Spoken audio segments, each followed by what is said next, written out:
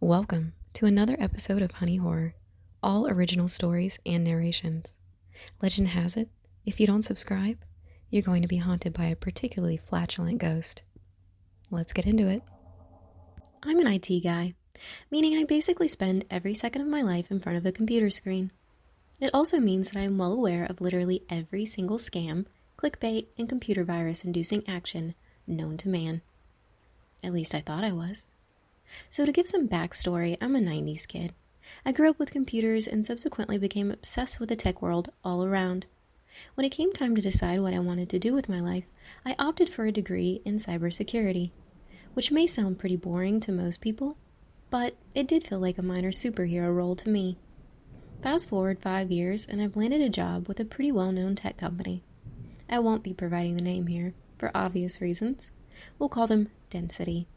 While Density rarely had issues with consumers of their laptops, phones, or tablet devices experiencing security breaches, the company itself seemed to always be under attack. This makes total sense considering the scale of the company. Trust me. Well, recently we had been dealing with a few worms. For context, a worm is a type of malware that replicates itself and it can spread rapidly once a device is infected. Of course, the company was on high alert, knowing just how much personal information could be leaked in the event this virus continued to spread. So I was placed on damage control, along with a team of specialists.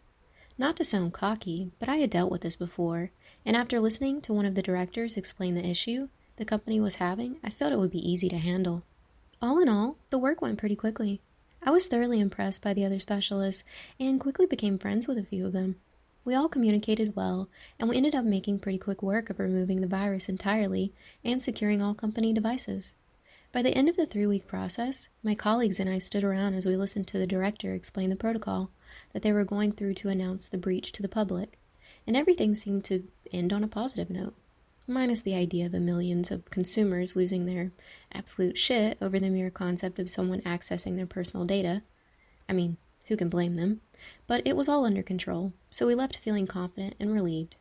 Following this, one of the specialists, we'll call him Derek, asked if I'd like to join him and a few of the others at a local bar for some drinks. I agreed, since I had nothing better to do than go home and hang out with my dog. After about 4 rounds, we're all feeling good and chatty. At some point, Derek mentions to me, while the others are distracted with conversation, that he's a little concerned about his own security. I asked him what he meant, and he pulled out his phone, mentioning an email he had received.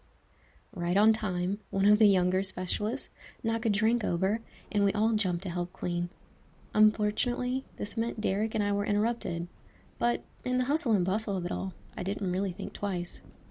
In the coming weeks, Derek began to act very odd.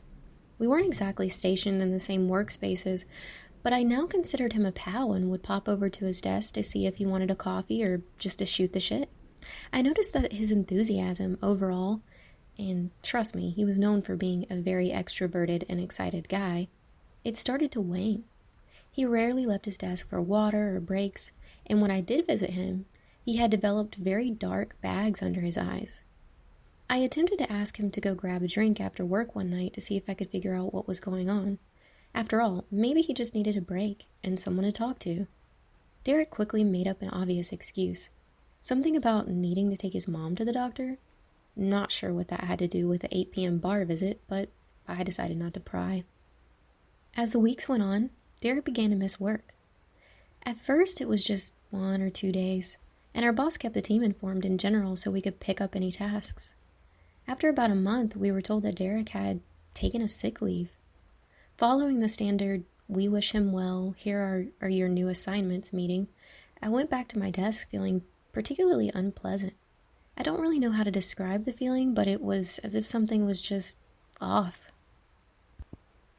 I attempted to call Derek the next day. I didn't want to pressure the guy, but I was genuinely worried and wanted to make sure that he knew if he needed anything, I'd be happy to help. The phone picked up for all of 2 seconds, and then hung up. I pulled the phone away from my face and stared down at it, not really sure what to do next. I decided to give it a rest for a day and maybe just try again tomorrow. The next morning, I woke up to the standard 45 emails from my boss and colleagues. As I'm scrolling, I noticed an email I didn't recognize. It was just a series of numbers and the word penny. So moving forward, I'll be calling the sender Penny. I opened the email and read the 2 sentences contained within it. It says, "Your friend is fine. He did everything right." What the hell? I considered responding to this asshole, but then I paused, knowing what I know now about these types of exchanges. It was probably best to just ignore and block it. So I did just that. The next day, I got another email, this time coming from a sender with a different series of numbers and the word Penny. The subject line read, "Your turn," and that's it. At this point, I was getting very irritated and went about blocking the email once more. Once I got to work, I passed by Derek's old cubicle and found a new guy sitting there. It reminded me that I needed to give him a ring, and I did exactly that. The phone rang once and was picked up. I said hello multiple times, but then a robotic female voice came through on the phone line. "You must be ready for your turn." I quickly hung up the phone and began to try to process what had just happened. I considered that Derek may be playing a prank on me and chuckled a bit. As I went on with my week, I continued to think about the email and the phone call, but I kept trying to push it out of my head because every time I thought of it, I felt very uneasy. We got an update from the director mentioning that Derek wouldn't be returning to the company, as his family had contacted and notified them of his tragic passing. I sat paralyzed reading the email. I had so many questions. There was no indication of what had happened to Derek in the email, and I'm sure it wouldn't be shared by the company in order to protect Derek and his family's privacy. I spent the next week searching online for any information on Derek that I could turn up, but I couldn't find anything outside of his obituary. Even his last social media post showed a picture taken during the time of his leave of his beloved cat with a caption reading, "Spending time with Dottie until I feel better." Nothing in that post seemed particularly off, and I was beginning to wonder if I was just conjuring up some outlandish ideas, all because Derek was private. Perhaps he was just struggling with things and I was completely unaware of it. As I'm about to close my laptop, I hear a ping notifying me of an email. I go to my inbox and see I have a message from Penny. This time it reads, "Did you find what you were looking for?" At this point, I'd had enough. I didn't give 2 shits about a security threat. I wanted to give Penny a piece of my mind. I began drafting an email and paused to look over at my phone. I had just received a text. I pick up the phone and read the message.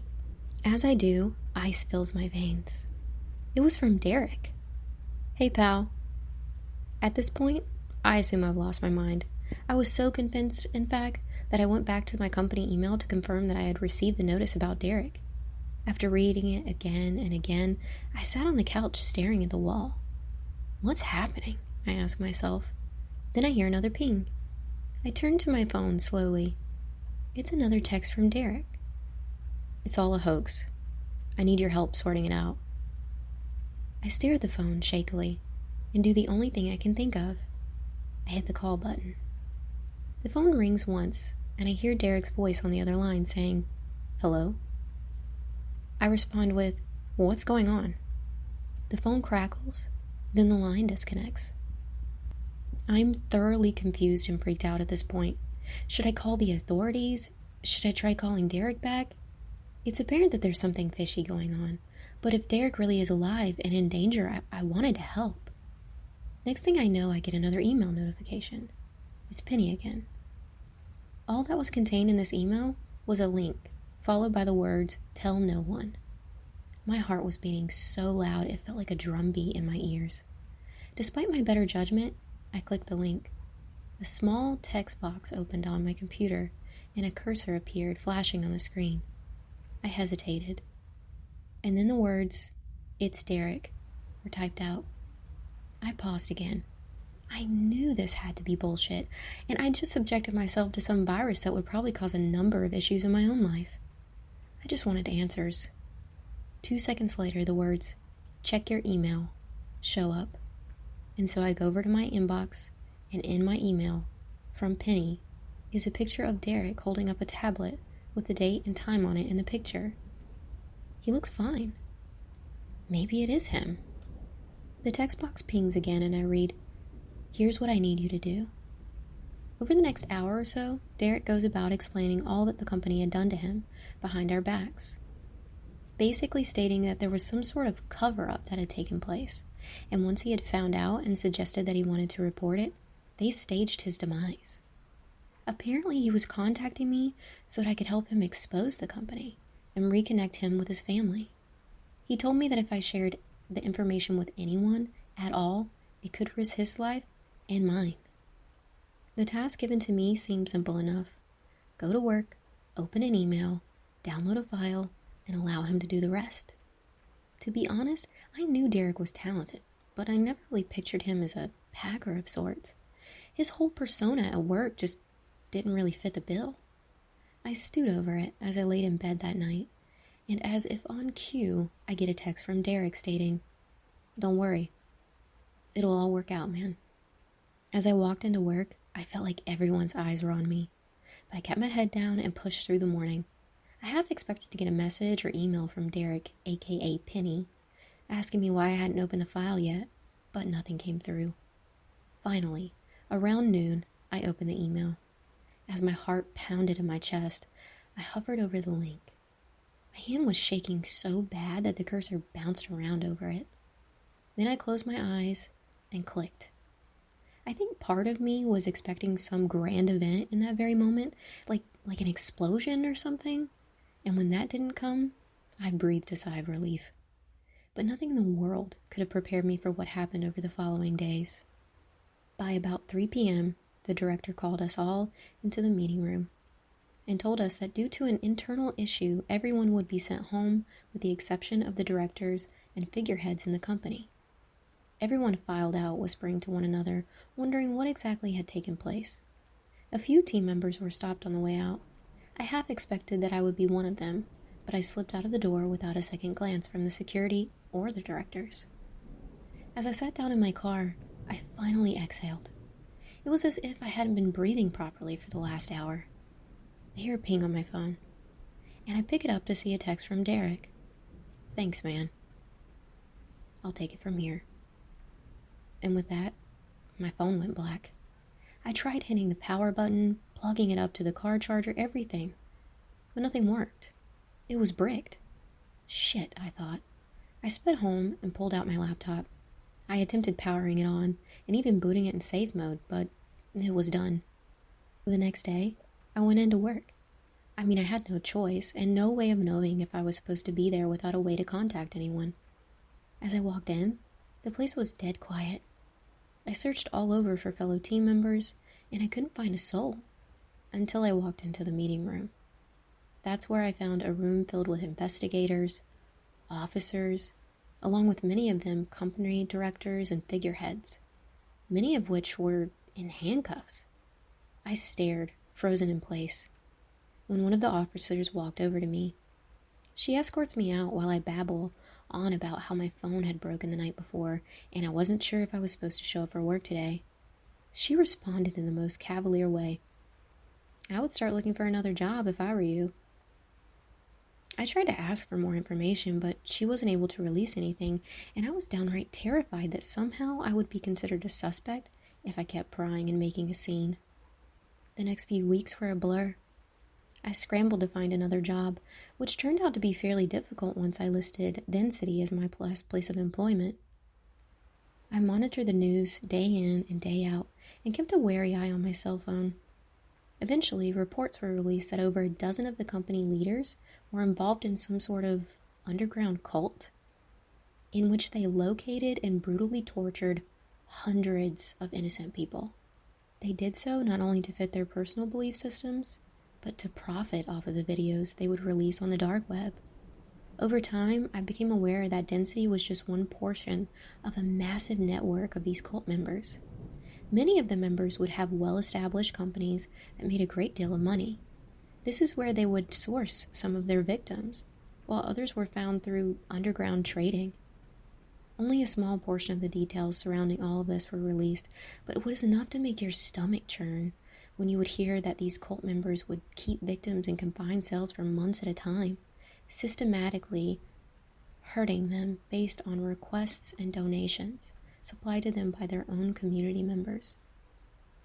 At first, I thought Derek had been in on all of this, But I was shocked when I turned on the news one day to see his mom giving a press conference on what she would have done had she known and how she hoped to spread awareness.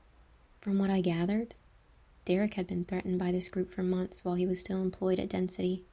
Despite their threats, he kept insisting that he found suspicious information and felt he should take it to the company's leader, which was part of all of this. All of this to say, Derek was found in a warehouse miles away from his home. The autopsy reports gave his time of passing, and it aligns perfectly with when the company announced it. To this day, I have no idea who I was talking to, or how they managed to send a picture of Derek. All I know is that I wince every time I hear my cell phone ping, terrified that it's a message from Derek, or Penny, or whoever that person was. This story felt kind of relatable to me, considering everything going on in the world. What are your thoughts on it? I'd love to hear about it in the comments below. Thanks so much for listening. Give this a like and subscribe if you enjoyed it. Until next time, good night.